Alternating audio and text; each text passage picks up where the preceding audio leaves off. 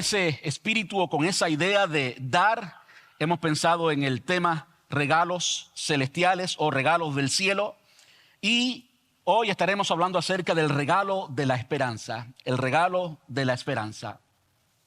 Los próximos domingos estaremos hablando del regalo de la paz, del regalo del amor, y ya hemos hablado, y por eso no estamos hablando en esta serie del regalo del gozo, porque hemos empleado más de 2 meses hablando del gozo, basado en la carta del apóstol Pablo a la iglesia en Filipos.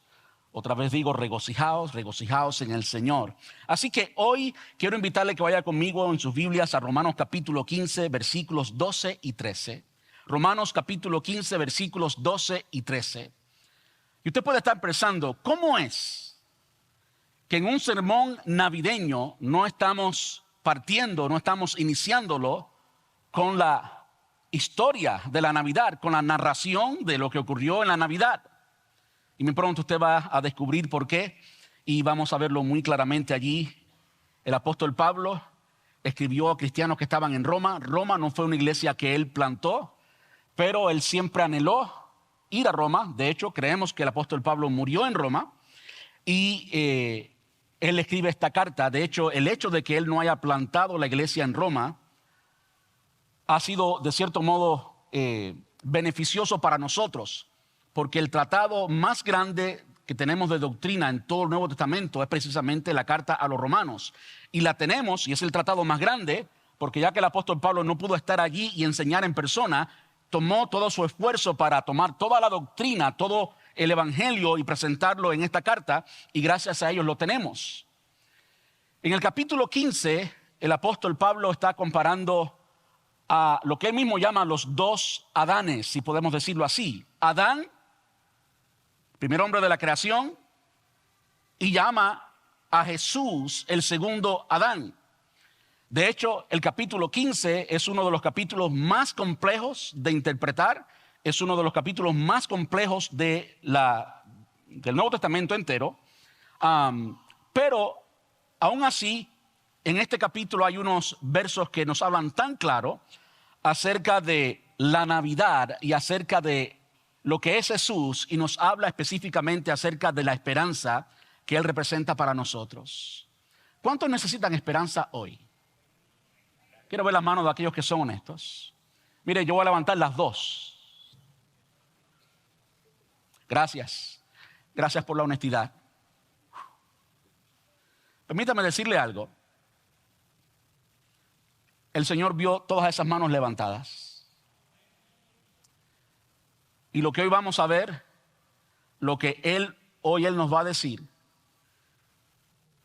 va a entregarnos, va a mirar a la condición de nuestro corazón, va a mirar a esa necesidad que usted honestamente demostró al levantar su mano, porque realmente, y voy a decir más, y únicamente, realmente y únicamente tenemos esperanza en Él, en Jesús.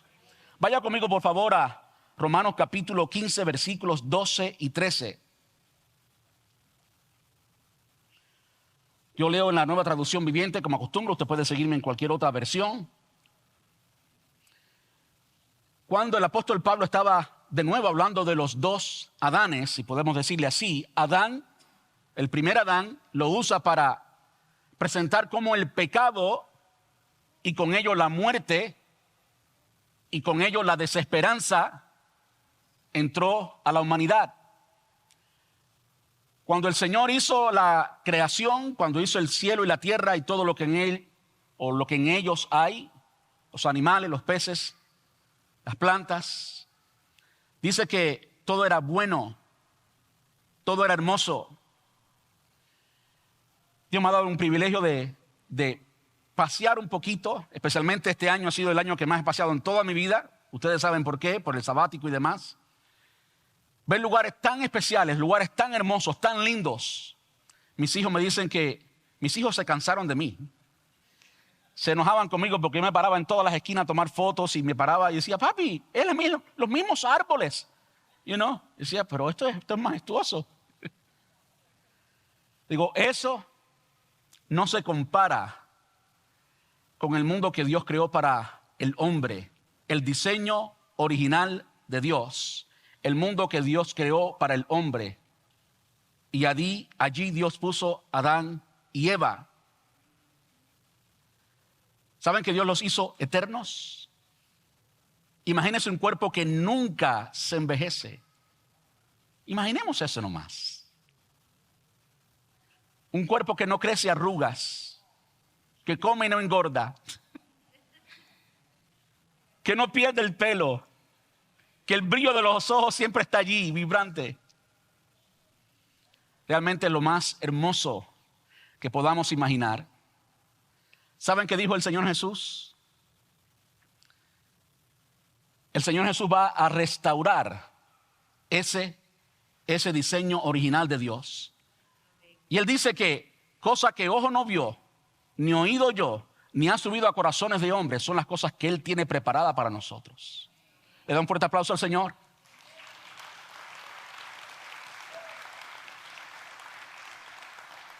Olvídese de lo más bello que usted haya podido ver. Usted ni se imagina lo grande, lo hermoso de lo que Dios tiene preparado para nosotros. Y en ese estado original en que Adán y Eva vivían, ¿saben cómo Dios le dijo? Disfruten de todo esto, pero ciertamente el día que coman del árbol de la ciencia del bien y del mal, hay una regla, ciertamente ese día morirán. Ustedes saben lo que sucedió, no voy a hacer la narración completa, pero ciertamente así entró el pecado a la humanidad y así entró la desesperanza. Porque apartados de Dios, como mismo Jesús le dijo a sus discípulos, apartados de mí, nada podéis hacer, nada. Y nada es nada. No hay esperanza, no hay bienestar, no hay nada bueno lejos de Dios. ¿Usted escuchó bien? No hay nada bueno lejos de Dios. Y qué bueno es Dios que aún desde el mismo principio de la caída del hombre, cuando el hombre cayó y en efecto murió significa separación. El hombre murió espiritualmente primero y después consecuentemente físicamente. Cuando el hombre murió, el hombre se separó de Dios. De repente se dio cuenta que estaba desnudo y fue a cubrirse. ¿Usted recuerda lo que hizo Dios? El Señor fue a buscarlo. Todas las mañanas el Señor se paseaba por el huerto del Edén. Imaginen la comunión que podía tener con Adán y con Eva. De nuevo, lo más glorioso, ni siquiera podemos imaginar eso. Y qué bueno que el Señor ha prometido, hablando de esperanza, restaurar eso. Cosa que ojo no vio, ni oído yo, ni ha subido a ningún corazón humano. Ninguna de las emociones que hemos sentido hasta ahora puede describir lo que el Señor, lo glorioso y hermoso que el Señor tiene preparado para nosotros. Pero qué bueno que desde el mismo momento de la caída el Señor estaba buscando. Y amigo, yo quiero decirle esto, eso es un regalo. Lo que el hombre se merecía, lo que el hombre se había ganado, era que el Señor se lavara las manos, hiciera otra raza, si hubiera creado robots, hubiera creado personas sin voluntad para que simplemente le sirvieran todo el tiempo, pero Él no hizo eso. Lo que Él hizo, Él fue y buscó al hombre. Eso es un regalo. Y ese fue quizás un primer mensaje de esperanza para la raza humana. Y no solamente llegó donde estaba el hombre, sino que lo buscó y dijo, ¿dónde estás? Fueron las primeras palabras después de la caída. Y después que encontró al hombre donde estaba, lo restauró. Y lo restauró con algo que le costó la vida a alguien, le costó el sacrificio. Y allí, precisamente allí, vemos la primera imagen en nuestra Biblia del sacrificio de Cristo. Es una imagen nomás. Nosotros, para ser restaurados y vivir de acuerdo al plan divino, también tenemos que recibir el beneficio de la muerte de alguien, y la muerte de ese alguien es Jesús. La razón por la cual existe la Navidad somos tú y yo. La razón por la cual en un momento Jesús se hizo carne, como dice Juan, es porque había una raza humana a la cual el Señor amó. Y la amó tanto que ahora Él quiere rescatarla. Y para que Él pudiera rescatarla, tenía que morir. Y para poder morir, Jesús, la segunda persona de la Trinidad, Jesús el Eterno, tomó forma humana y se hizo hombre en Jesús, el niño del pesebre, al que recordamos en esta época de la Navidad, sola y únicamente con la razón de, en su cuerpo humano, en el cuerpo de ese Emmanuel, Dios con nosotros, Dios hecho hombre, Dios con carne y hueso, Dios como un humano más, en ese cuerpo morir por cada uno de nosotros. ¿Por qué le digo todo esto? Porque es parte del contexto que el apóstol Pablo se refiere cuando habla del primer Adán. El primer Adán abrió las puertas al reino de las tinieblas, le dio la autoridad al enemigo cuando lo escuchó, lo obedeció, y el pecado, a través de toda la historia, lo que ha traído es siempre desesperanza. No hay nada bueno que esperar para la persona que es esclava del pecado. Lo mejor que el hombre pecador, lo mejor que el hombre sin Cristo puede esperar es lo que él mismo puede conseguir. ¿Sí o no? Te levantas, te preparas cuando niño. Sí, tuviste la oportunidad de prepararte bien cuando niño. Y después vas a la escuela y cuando ya eres adulto, te preparas aún más y después tienes que entregar tu tiempo, tus emociones, tu intelecto, todo lo que eres para ganarte lo que quieras disfrutar, y comienzas a disfrutar eso. Y aún lo máximo que tú puedas disfrutar en esta tierra, lo disfrutamos con dolor, ¿sí o no? Todo el mundo conoce eso. Lo máximo, lo mejor que podamos disfrutar en esta tierra termina siendo el producto de nuestro propio esfuerzo, y aún así lo disfrutamos con dolor, porque no hay nada como ganarse una fortuna, no hay nada como ser un millonario, no hay nada como tener éxito en la vida y llegar a ese éxito y disfrutar el resultado de ese éxito sin dolor. Eso no existe. ¿Saben por qué no existe? Por lo que Adán hizo. Romanos capítulo 15, de nuevo, el apóstol Pablo está comparando el primer Adán y las consecuencias, la desesperanza, con el segundo Adán. Mire lo que dice acerca del segundo Adán, que es Cristo, por supuesto. Dice, y en otro lugar Isaías dijo, el heredero del trono de David vendrá y reinará ¿sobre quién? Sobre los gentiles. Ellos pondrán su esperanza en él. Quiere decir que 700 años antes de Jesús, escuche bien por favor, 700 años antes de Jesús, cuando Isaías profetizó, estaba profetizando no solamente el nacimiento de Jesús, sino que también estaba profetizando que tú y yo, hoy, aquí y ahora, cubanos, puertorriqueños, dominicanos, venezolanos, todos los latinos que estamos en este lugar, en este servicio hoy, tú y yo, aquí y ahora, vamos a tener esperanza. Ya, tú y yo vamos a tener esperanza.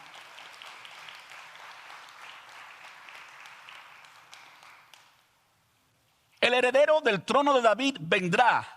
Esa es una referencia a lo que es la primer Navidad, cuando vino Jesús. El heredero del trono de David vendrá, Jesús vendrá y reinará sobre los gentiles. Ellos pondrán su esperanza en él. Le pido a Dios, fuerte de esperanza, que los llene completamente de alegría y paz, porque confían en él.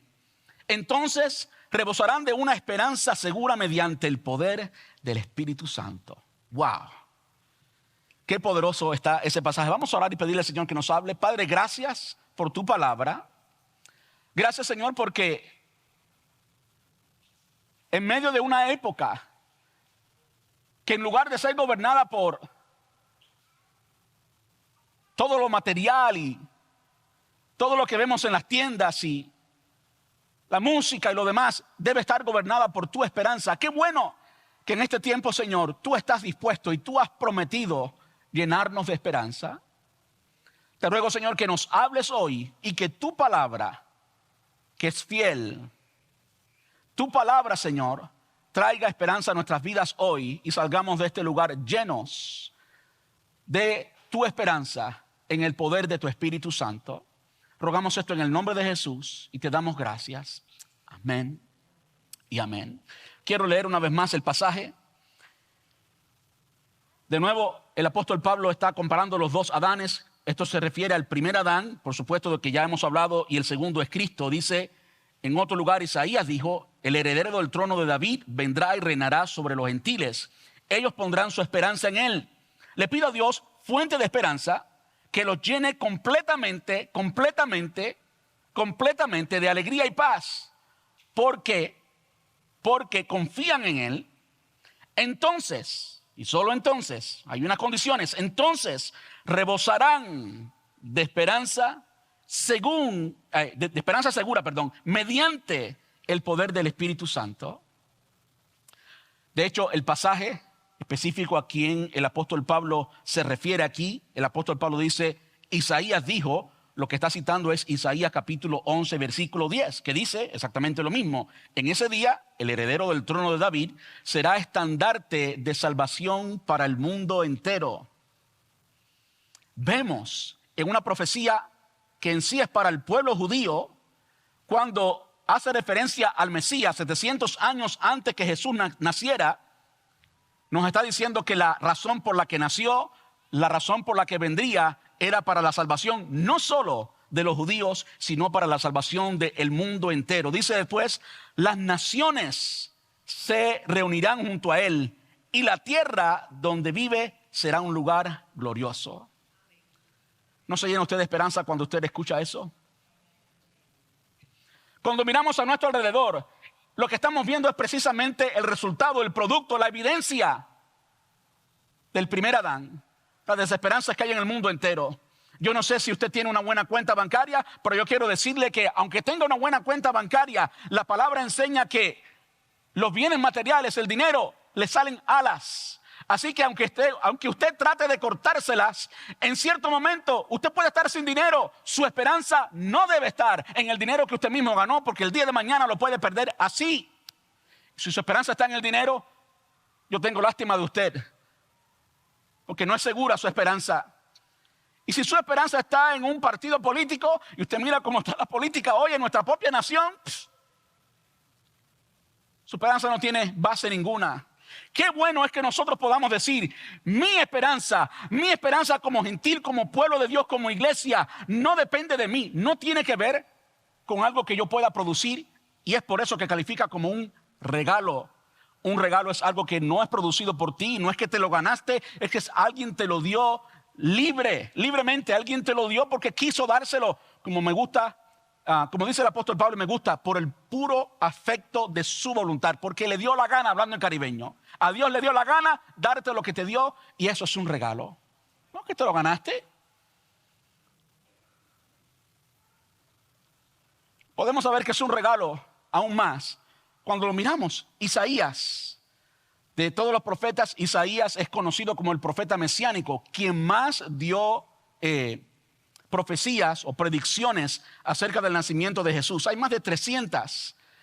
Amigos, es por eso que nuestra fe no es una fe cualquiera. No es que alguien se levantó y comió mucho y tuvo un sueño y de repente comenzó a escribir y la gente comenzaron a seguirlo. No, eso es bobería. Nuestra fe es una fe segura. No ha habido otro personaje en la historia, no ha habido uno solo en la historia y no habrá otro en la historia de quien 700 años antes haya más de 300 profecías que apunten directamente a todos los eventos que formaron la vida de esa persona. Solamente hay uno, se llama Jesús, y ese es tu regalo y es mi regalo. Hay solo uno. Hay solo uno. Y en el momento preciso, cuando llegó el tiempo de Dios, Él vino y se hizo hombre. Y yo imagino que usted conoce la historia, pero Él nació con una sentencia de muerte.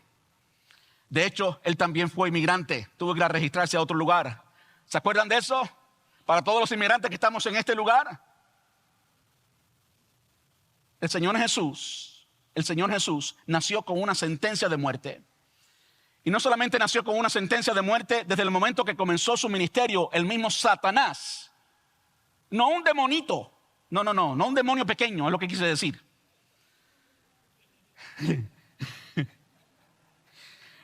No un demonio pequeño, sino el mismo Satanás se enfrentó con él. Y cuando estaba más débil, después de ayunar 40 días, lo tentó. Pero el Satanás es un cochino, es un bajo, un sucio, un cobarde. La gente que tiene valor enfrenta al enemigo cuando están al mismo nivel, ¿verdad? Y ambos se preparan y es una guerra declarada, ¿verdad? Satanás es un sucio, un bajo, un cobarde. Siempre hace las cosas como lo hizo con Jesús. Y en el momento más débil, cuando había ayunado 40 días y 40 noches, imagínense, yo ayuno un día y al otro día estoy rugiente como un león. Imagínense Jesús. Así él lo tentó. En el momento más bajo, después de haberse hecho hombre, eso por sí solo significaba una humillación tremenda. Y es lo que el Pablo le dice a los cristianos precisamente en Filipenses capítulo 2. Que él se humilló hasta lo sumo en hacerse hombre. Ya en esa condición de hombre, él estaba humillado hasta lo sumo. Y después de estar en esa condición, va el enemigo a tentarlo. Así es el enemigo. ¿Saben qué? Estoy queriendo ilustrar nada más que el reino de las tinieblas, el mismo Satanás intentó liquidarlo, pero no pudo liquidarlo como él quería, cuando él quería. El mismo Jesús dijo, nadie me quita mi vida, yo la pongo y la vuelvo a tomar. Él vino para hacer las cosas que tenía que hacer. Y eso nos trae esperanza. El hecho de que 700 años antes hayan tantas profecías y esas profecías te incluyan a ti y me incluyan a mí, nos dice que es un regalo. No es nada que nosotros causamos. No, es un regalo. Antes que tú nacieras, antes que tu tatara, no sé cómo decirlo, 10 generaciones atrás nacieran, ya el Señor tenía un plan perfecto y te tenía a ti y a mí, exactamente quien tú eres, con nombre, apellido, con las huellas digitales y los pelos de la cabeza, todo, tu identidad única, el Señor la tenía. Y eso no sé si te llena a ti de esperanza, pero me llena a mí de esperanza, porque no fueron palabras solamente. Hablar de Jesús en 300 predicciones o profecías, llegó el tiempo en que Jesús llegó. Y cuando Jesús llegó, aunque nació con una sentencia de muerte, aunque el mismo Satanás se le enfrentó, aunque el imperio romano, a mí es uno de los milagros que me encanta ver en el Evangelio de Juan, como los soldados del imperio romano y la élite judía religiosa se levantaban juntos en contra de Jesús. Y Jesús andaba por ahí como si nada, porque Él es Jesús. Nadie puede quitarle la vida. Una de las experiencias que me encanta leer en el Nuevo Testamento es cuando Jesús estaba en Getsemaní y van a arrestarlo. Llegó Judas con la guardia romana, los romanos. Usted ha visto películas romanas, usted no ha visto ningún romano gordito y sin mucho músculo como yo. No, ahí todos son musculosos, todos son, van al gimnasio todos los días, están inyectados con mucha hormona. No sé lo que hacían en ese tiempo, pero eran hombres fuertes, ¿verdad que sí? Cuando ellos estaban buscando a Jesús, uno de los discípulos le dijo, ¿a quién buscan? Ellos dijeron a Jesús. Jesús, demostrando su deidad, dijo en un momento, I am, yo soy. ¿Se recuerdan qué significa eso? Jesús estaba declarando palabras del Antiguo Testamento cuando Dios dice, yo soy el que soy. ¿Y saben qué pasó con toda esa pila de músculos? Cayeron al suelo como unas niñas. Porque Él es Jesús, el Rey de Reyes y Señor de Señores. Y nada ni nadie lo puede detener. El punto que estoy haciendo es que simplemente podemos confiar en lo que la palabra de Dios dice de nosotros y para nosotros. Podemos confiar porque simplemente se va a cumplir. Él dijo que Él moriría y al tercer día resucitaría, y por encima de todo resucitó al tercer día. Él es un Dios fiel. Él tiene poder para decir, Él tiene poder para hacer, y no hay nada ni nadie que jamás lo detenga.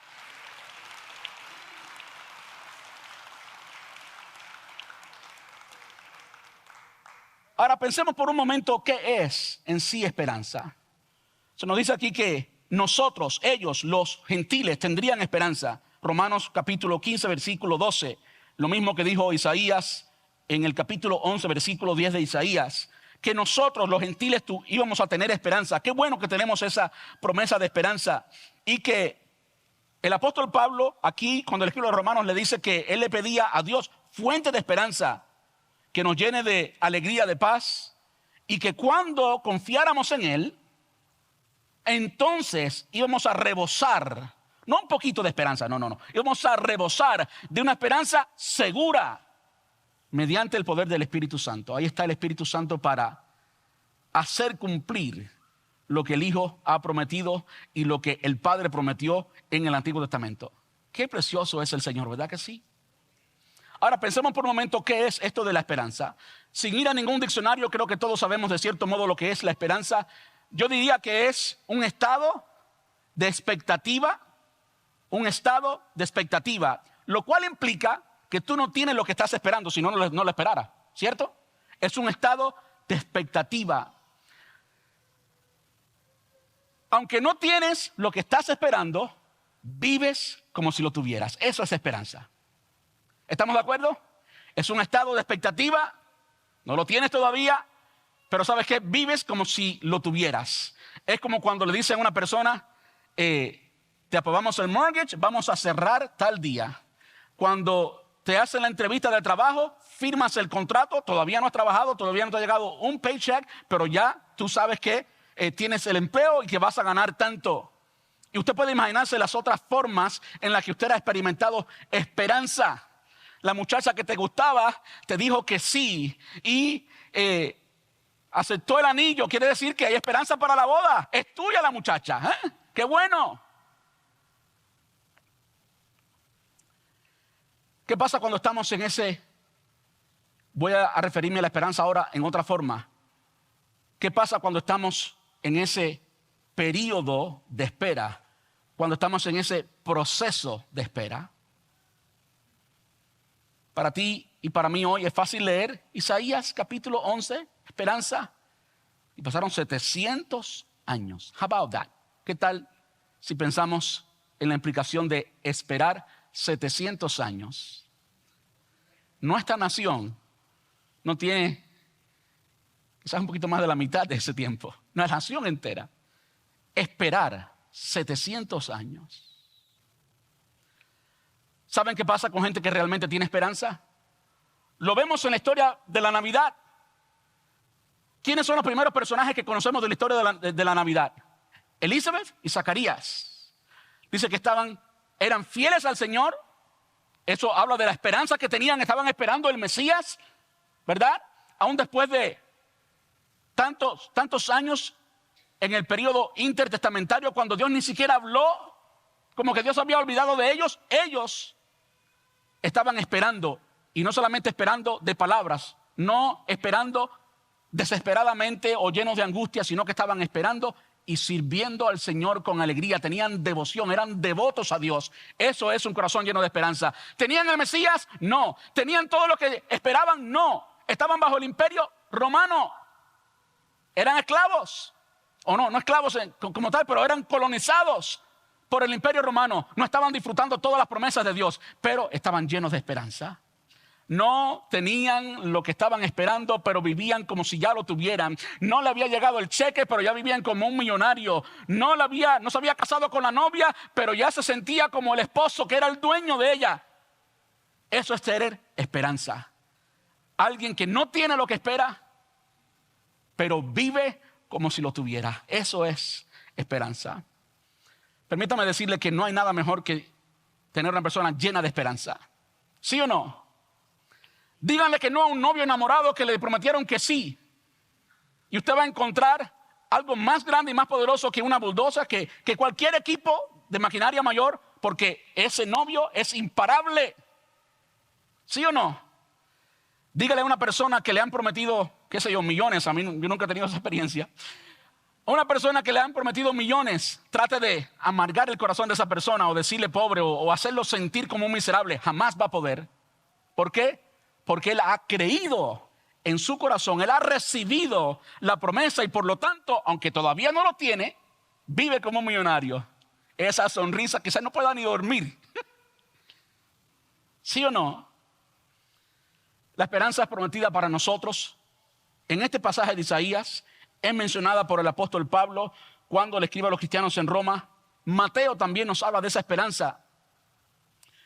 Cuando el Señor Jesús estaba en su ministerio público, tantas veces que se encontró con los escribas y fariseos, en una de esas ocasiones, Mateo capítulo 12, versículos del 18 al 21, está citando básicamente Isaías 42, del 1 al 4, lo que está citando. Dice, miren a mi siervo, al que he elegido, supuesto a Jesús. Él es mi amado. Mateo estaba diciendo que esta profecía de Isaías 42 se estaba cumpliendo frente a las personas que estaban haciendo audiencia a Jesús en esta ocasión. Él es mi amado, quien me complace. Pondré mi espíritu sobre él y proclamará justicia a las naciones. No peleará ni gritará, ni levantará su voz en público. No aplastará la caña más débil, ni apagará una vela que titilea. Al final, hará que la justicia salga victoriosa. ¿Cuántos esperan eso? ¿Cuántos tienen esperanza de eso? ¿Cuántos tienen ese sentido de justicia? ¿Cuándo va a haber justicia en este mundo? Él ha prometido justicia. Podemos tener esperanza. Podemos vivir como si ya tuviéramos esa justicia, porque Él ha prometido entregar esa justicia. Al final, no ha llegado todavía, es al final. Al final hará que la justicia salga victoriosa y su nombre será la esperanza de todo el mundo.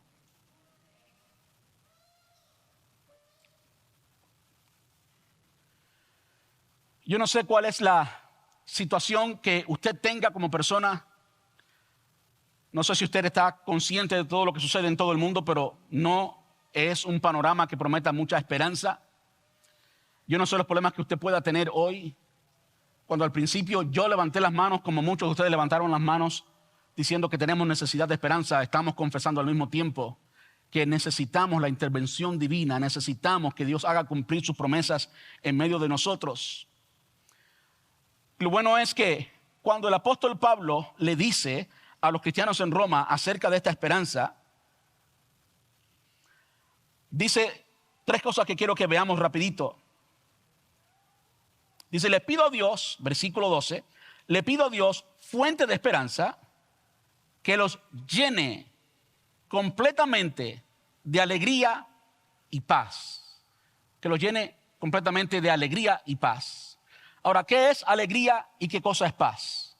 Primero que nada, son cosas que no son tangibles, ¿verdad que sí? ¿Sí o no? No tienen nada que ver con algo tangible. Es algo que sentimos, es algo que experimentamos, es algo que es invisible. ¿Sí o no? La paz viene cuando aceptamos, escuche por favor, la paz la experimentamos cuando aceptamos que Dios está en control. Hay veces que lo que estamos viviendo no es el panorama que nos gustaría vivir. A veces pensamos que no es el panorama que merecemos.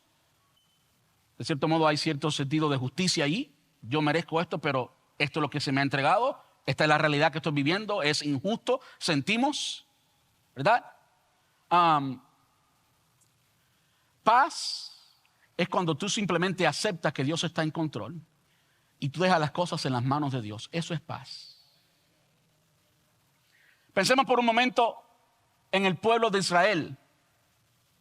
Recordamos que lo que el apóstol Pablo está citando es una profecía de Isaías. Isaías le profetizó al pueblo de Israel, aunque sí nos incluyó a nosotros en la profecía, pero 700 años después, cuando vino Jesús, ¿dónde estaba esa paz?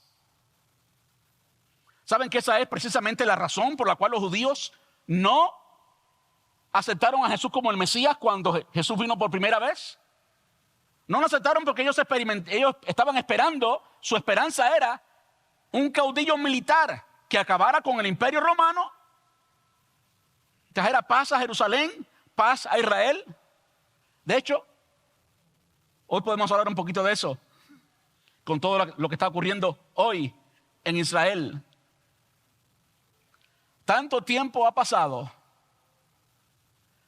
Los judíos finalmente, después de 2000 años, en el 1948, llegan a Jerusalén a ocupar la tierra que Dios les había prometido y en la que vivieron por muchos años. Y hoy por hoy, con todo lo que está ocurriendo, aún así, hay miles si no millones de personas alrededor del mundo entero que siguen diciendo, que liberen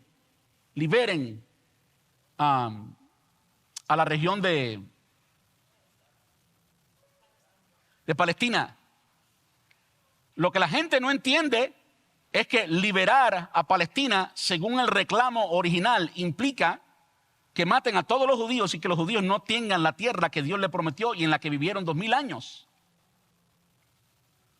Ahora, interpretando esa expresión, y ya me metí un poquito en algo que no tenía que ver con el tema, interpretando esa expresión desde otro punto de vista, Israel está libertando a Palestina del poder de Hamás.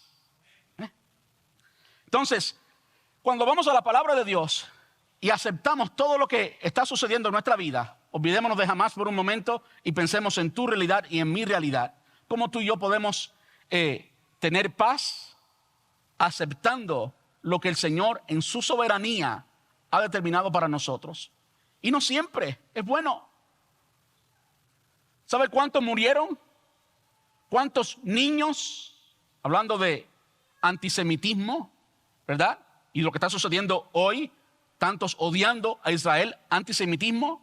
Lo mismo, exactamente lo mismo se dio en la historia de la Navidad.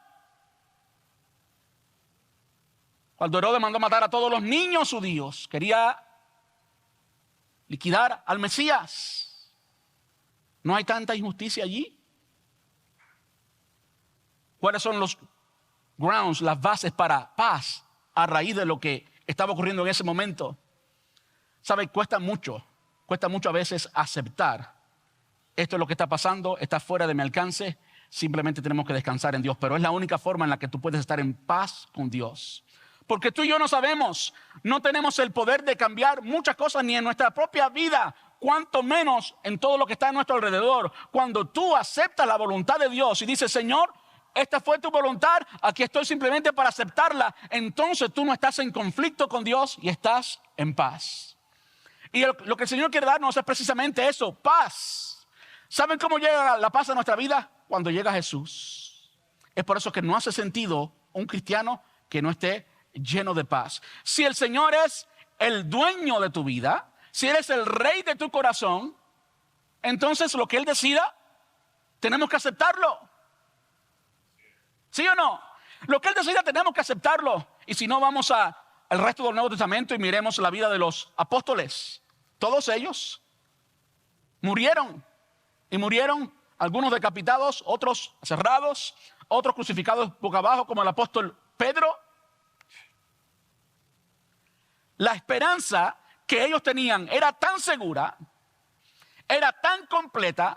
Habían conocido a Jesús antes de morir, sufrieron el tiempo de los 3 días que estuvo en la tumba, pero también lo conocieron resucitado. Y aún después de ser resucitado, Él se fue y los dejó, pero los dejó con una promesa que Él vendría de nuevo. Esa esperanza, ese estado de expectativa que gobernaba sus corazones, Él viene de nuevo, Él viene de nuevo, Él viene de nuevo. Gobernaba sus corazones al punto que podían morir, pero morían en paz.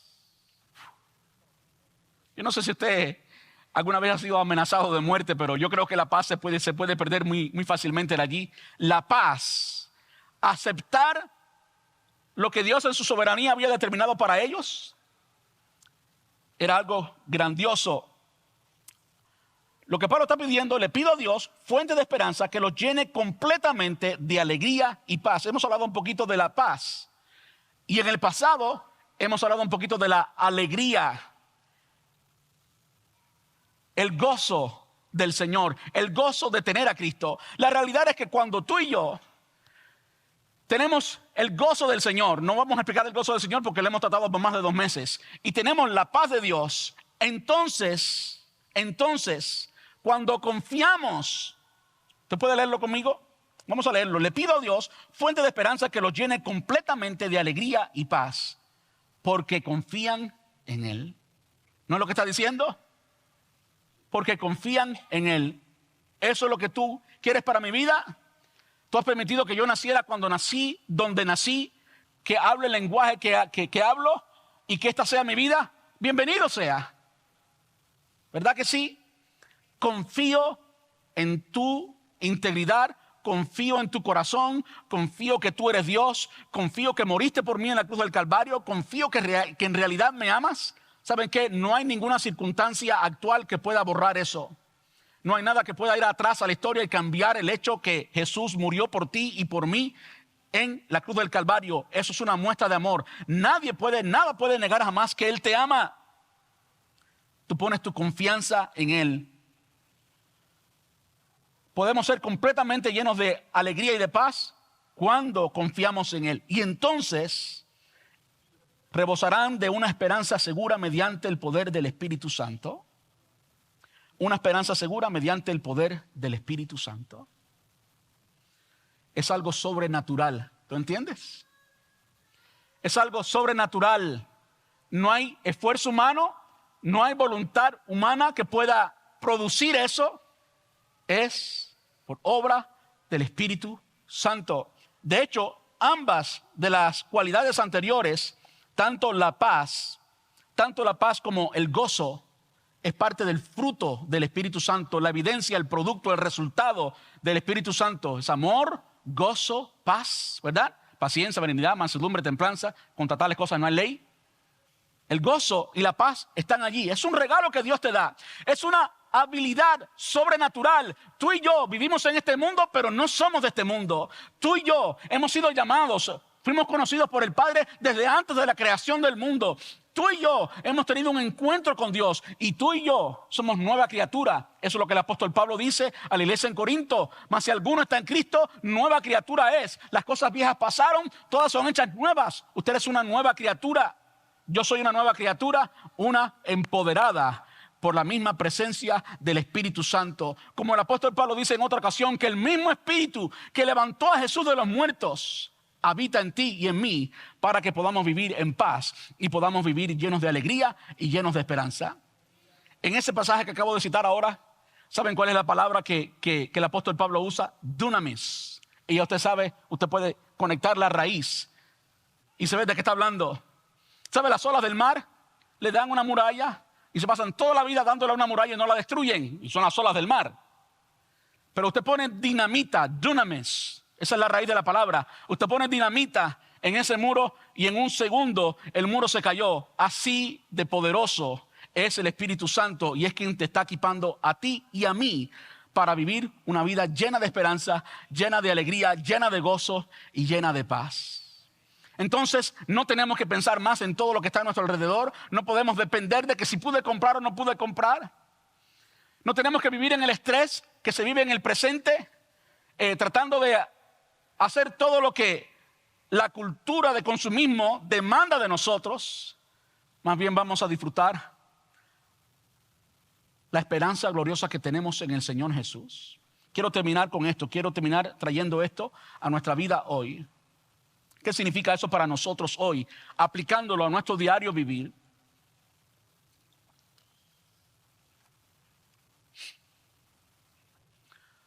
Yo no sé cómo están tus relaciones. Yo no sé cómo está tu salud.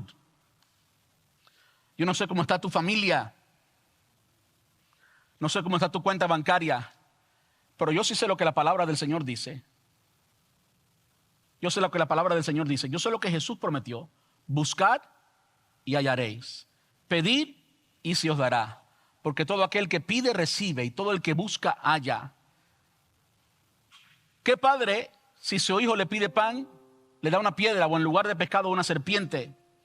Y si vosotros siendo padres malos sabéis dar buenas dádivas a vuestros hijos, ¿cuánto más nuestro Padre Celestial dará buenas dádivas a aquel que se lo pida? Tenemos que venir en confianza delante del Señor y pedir, porque Él está atento a nuestras necesidades. Si hay algo que tú necesitas, Él está atento a tu necesidad. Él no está atento a tus caprichos.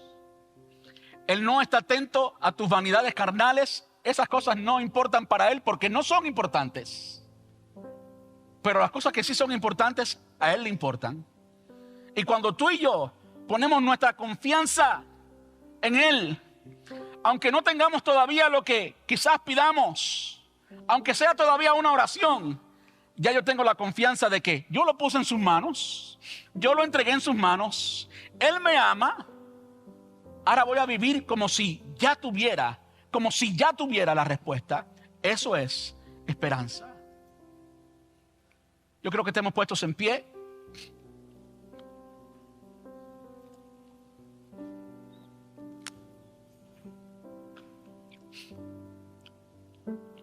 Quiero terminar leyéndoles Hebreos capítulo 11, versículos del 39 al 40. Ahora permita dar un poquito de contexto. Hebreos es un libro del Nuevo Testamento que compara el Antiguo Testamento con el Nuevo Testamento.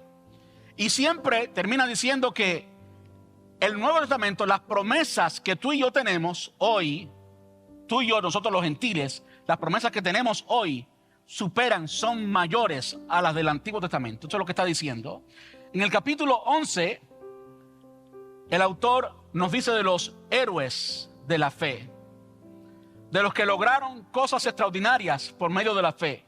Ya casi al final, versículo 39, nos dice lo siguiente: debido a su fe, todas esas personas gozaron de una buena reputación, aunque ninguno recibió todo lo que Dios le había prometido.